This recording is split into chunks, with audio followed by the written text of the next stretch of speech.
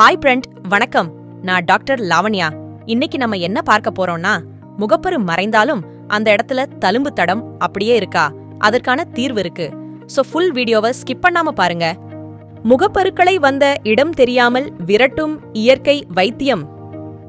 முகப்பருக்கள் வந்து மறைந்தாலும் அது வந்ததற்கான தடம் அப்படியே இருக்கும்.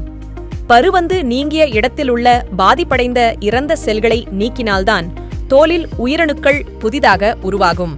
நமது வீட்டில் இருக்கும் பொருட்களை கொண்டு எப்படி முகப்பருவை நீக்குவது, வராமல் எப்படி தடுப்பது, முகப்பரு வந்து நிரந்தரமாக ஏற்படுத்திவிட்ட தழும்புகளை போக்குவது என்பது பற்றி பார்ப்போம். சோற்றுக் கற்றாழையின் மேலிருக்கும் தோலை நீக்கி உள்ளிருக்கும் ஜெல்லை தண்ணீரில் நன்றாக சுத்தம் செய்து, அத்துடன் தரம் நிறைந்த மஞ்சள் தூளை ஒரு ஸ்பூன் அளவு இணைத்து மிக்சியில் நன்றாக அரைத்துக் கொள்ள வேண்டும். முகப்பரு இருக்கும் இடத்தில் இந்த ஜெல்லை தடவி 20 நிமிடம் கழித்து முகத்தை சுத்தம் செய்தல் வேண்டும். 3 நாளைக்கு ஒரு முறை இதை தொடர்ந்து செய்தால் உடலின் சூட்டை தணிப்பதுடன் முகப்பரு வருவதை கட்டுப்படுத்தும். பரு வந்ததற்கான தடம் நீங்கும். இயற்கையாகவே முகப்பரு மற்றும் முகப்பருவால் வரும் தடத்தை குறைப்பதில் தேயிலமர எண்ணெய் பயன்படுகிறது.